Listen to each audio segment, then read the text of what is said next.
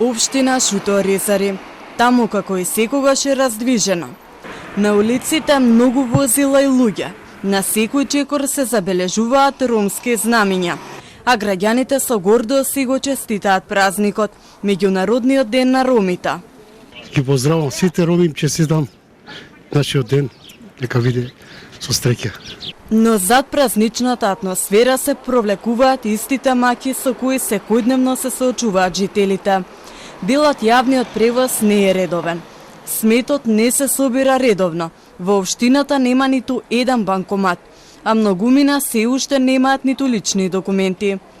Кога одат да вадат документи, најдуваат на пречки.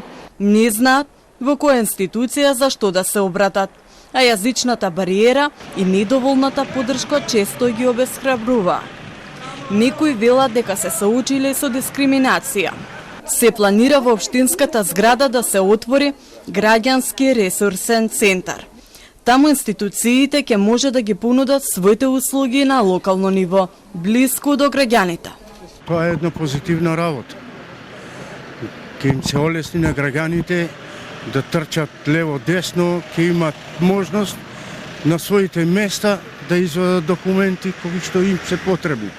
Мислам дека ќе биде тоа многу добар корак што не знам кој го организирал тоа, ама може да честитам за такво нешто. Па добро, мислици. Сметам дека го успешно ќе биде. Олеснување за вас. Олеснување важи. За сега општината е во преговори со повеќе надлежни институции. Се очекува тие наскоро да отворат шалтери, каде што граѓаните ќе може да добијат здравствено осигурување, помош при вработување или пензиска поддршка.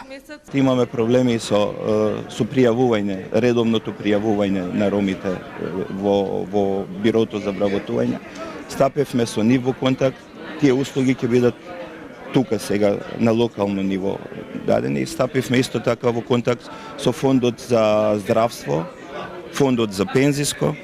Меѓутоа од нив немаме се уште конкретно одговор дали ќе дојдат. Според неофицијалните информации, во моментов има 100 роми без лични документи.